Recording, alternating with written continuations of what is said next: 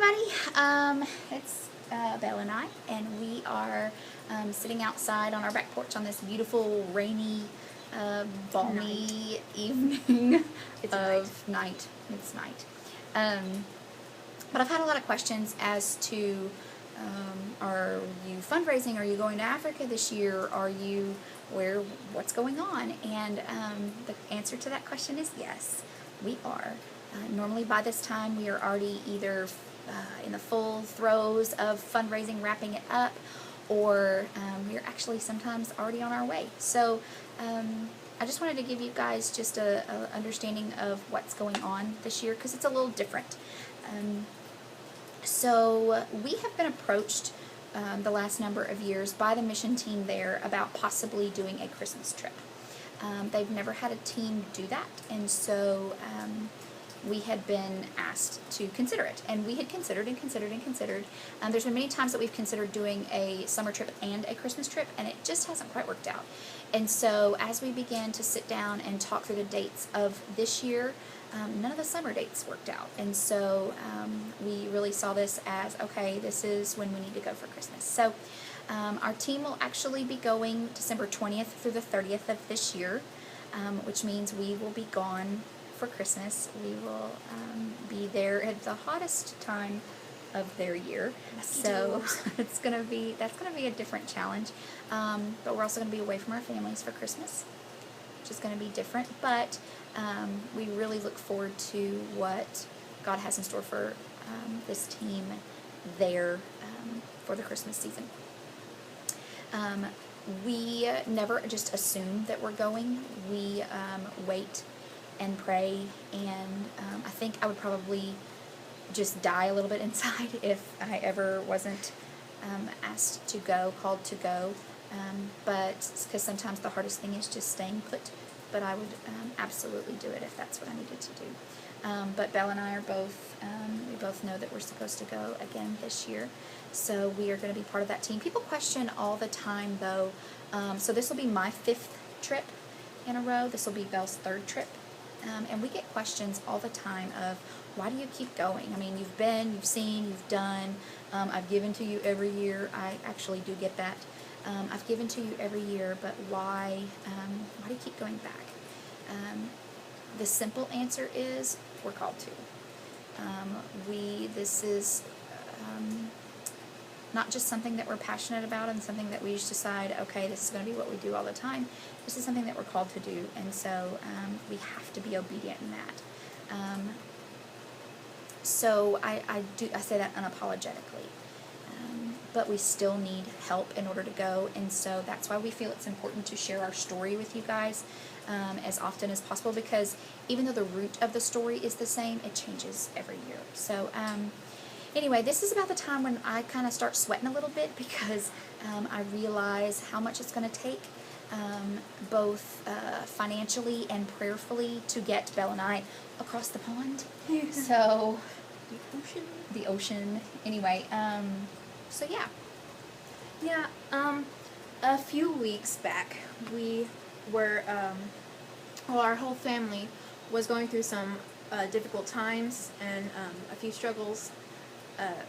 I say a few. A lot. It was a lot. It was a lot. But it felt like we were just being attacked from all sides. It was like one right after the other. It just didn't stop. We didn't know if it was going to let up. It was pretty bad. But then a little while, like during that, we got a check in the mail that put down both of our deposits. It was both of our deposits, and funded those. Out of the blue. Just out of the blue. Non-solicited, just out of the blue. Yeah, and then that's when we kind of realized, well, we kind of put it together like this very odd puzzle, that these things were happening because we were being called back to Africa. So, yes, that was our affirmation. Mm-hmm. It was a struggle, but we're glad that it happened, as weird as that sounds. Yeah. And this is going to be something brand new for both of us. So, for all of us, for this whole team, we have no idea what we're going to be doing there this time. We know we can't run nonstop from sunup to sundown like we always have, just simply because of the nature of the heat, the nature of we don't know it's not an old hat this time. It's not something that we know how we're going to handle this and how we're going to handle that, because it is something new, but it's exciting. It's exciting to know that we're going to get to be a part of something bigger than what we're used to. So every year that we go back, we get the opportunity to see huge leaps of growth with that campus that we go. Have you had a mouth lately? Just for long? It's fine. Keep going. Okay. So in the campus that we've been able to be a part of, we've seen such growth every single time that we go back. Nothing is ever just status quo or the same. And so we have another exciting opportunity come up. Oh, you want to talk about that? Yes. Okay. Last year, one of the things that we did was we went to this other community outside when we normally go to, and we prayed because they had just bought a small piece of land there, and so we went and we prayed for God's grace and His will to be done there.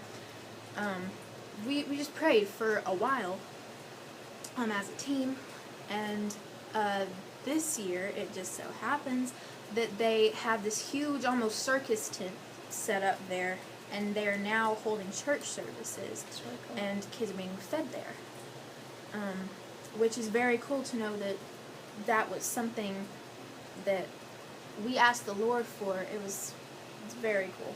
Mm-hmm. So people ask also, we get a lot of questions every time we say we're going or when we get back. Usually it's, did you enjoy your mission trip? And that's a weird thing to respond to, because Sure. enjoy isn't quite the word I would use. It's fulfilling, it's humbling, it's gut-wrenching, it is destroying. I still tell people that I have, doing mission work on and off through my life, this is something so much different. We still do mission work here, right here in our own backyard, of our own church, of our own community, just because that's also what we're called to do. But this is something specific that we've been called out to do. And so enjoy wouldn't be quite the word. And so I usually try to point the discussion, maneuver the discussion around a little bit, and get to someone to the point of saying, okay, so what's the biggest takeaway? What's the biggest thing? What's your favorite part? Well, there's not really a favorite part. Everything about it is just life-changing. But I would say probably the biggest takeaway for me over the number of years, over the 4 years, this will now be the 5th, over those years, something that I didn't realize would be such a big thing for me, but I know more and more every time is something that we need to be about. I've said before on here that I absolutely love working with the women and working with the widows there, but something that I'm really, it's really settling in and driving home for me is just how important it is to love and to minister to and just do life with the missionaries that live there and do this day in and day out with them, their parents, their kids, any of their extended missionaries that are there. It is so important to just pour into them and to refresh them and give them a time of I love just having my family here. We've become family of sorts with them, and I'm so grateful for that, and I want to continue that because they live the hard stuff day in and day out there. We even do things, we've made it a point every year to send them on a date. We watch their kids, and we take enough money to send them on a date. And we watch their kids, and we play games, and we bake cookies, and we do things like that. But I'm just realizing more and more how stuff like that is part of what matters too, part of why we're there, why we're called to go there, and to this specific part of the world. And I've been taking, I just wrapped a 16-week missions-ish class, and in there, one of the things that they drove home is there were so many missionaries that came and spoke, and one of the things that they drove home is just remembering that sometimes it's just an email or a text or something that just reminds them that there are people back here that love them. So that's probably one of my biggest takeaways. I mean, there's 100. We can sit here and talk all day, but then Belle wouldn't get to talk. So what's one of yours? I am asked that question a lot. What's one of your biggest takeaways, Belle? And that's a pretty hard question because there's, like you said, there's just so many. But one of the hugest things that I've kind of realized would be, like my first trip, for example. I went there with the mindset of, oh, we go there, we feed the kids, we love on the kids, we play with the kids, we teach the kids about the Lord, which is true because they're the future of that community. But I realized last year when you're washing the feet of the widows who have lost their husbands, whose kids are in waiting for them to die, or maybe their kids just aren't around. But I realized then that there is more to just bringing up the future. We have to also minister to the widows and the older people of that community, which I also relate to here back in Arkansas, because that also I realized how big of a, like, how similar it is. So, I mean, we could sit and talk all day, but we get also, you know, I can't give financially, so how else can I help? Honestly, the biggest way, obviously, is prayer, is continual prayer. We get attacked from all sides. Belle talked about one that's already happened. Well, handful that's already happened. More will come. It's just a nature of it. So for the whole team, if you could just pray for that, pray for protection of that, and that we can stand strong, because it's difficult. Pray for our families that we leave behind, especially since we're going to be leaving them behind at Christmas. But pray for our families that we'll leave behind. Pray for safe travels. There's so many things that you can pray for. If you'll follow our Mission Mozambique page, I will post lots of different prayer points that we could use you for.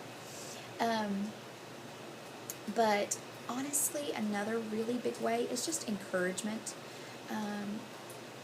Believe it or not, we get tore down a lot for, number one, choosing to do this. I especially do for choosing to take my now 14-year-old, but the first time I took her, she was 12. I get tore down a lot for doing something like that. She's been told before, you know, you're too young for something like that. Why? You know, why are you doing something like that? There's nothing you can do there. You're just a kid. So, and there are other, you know, team members that I know get, you know, why do y'all keep going back? This is just stupid. You know, why you? Why can't somebody else go? So just encouragement. Encouragement would be good. Praying for who all the team is going to be. We are not done forming the team yet. We still have a couple of holes, and so we need to know who those team members are going to be pretty quick, because we're going to have to start solidifying some stuff. So those are some great ways, but obviously another way is financially. It is $3,400 for each of us to go. We do put in our own money as we go, but we also have to have help from you guys. We cannot do this alone. I wished I could. I wished I could wake up tomorrow and have a good $8,000 check I could just write, but that doesn't happen. So, because, you know, there's things called, you know, food, water, bills, electricity. Just pray about that. If you can give financially, $5, $10, $20, $100 here and there, it all adds up. You can do that right here on this site. It'll electronically transfer those funds directly to our account, and it'll show the tally marks going up. You'll see we already have $1,000, so we're, you know, $1,000 in. But if you would rather give anonymously, you can check when you try to pay. You can check the box to do that anonymously, so no one will know who you are. I won't even know who you are, but I thank you for that. If you want to give and do a tax deductible donation, just message me and I will get you the address and how you can do that, and the code that you'll need to put down in the bottom of your check so that it'll go to Belle and I. But there's also a way, if you would like, even not just for Belle and I, if you want to give to the mission as a whole, so the whole team that's going, if we get down to it and we have some team members that are lacking, that can flow over. Or if, all the team members are fully funded, then we have extra money to do more missions. So there is a way that you can give to the mission itself as a whole, and I can tell you how to do that as well. But either way, if you would just pray about if you could give financially, and you know what, if not, we still need you. We still need you and your support and your encouragement and your prayers. Yeah. Yeah, we thank you for everything that you guys do. If you choose to support us, like she just gave you all the information, we thank you so much. Mm-hmm. If you do choose to support us financially, or don't even have to be financially, just pray for us. Mm-hmm. That still means that you're going on this mission with us. That's right. For the most part. But yeah, we thank you for once again everything. Yeah. Biggs is staying here. He's not going with us. He'll be not. here. He just wanted in the video, I guess. He's so, sad. But yeah. But yes, thank you. And we look forward to sharing more as the weeks wear on. So, thanks. Bye. Yay.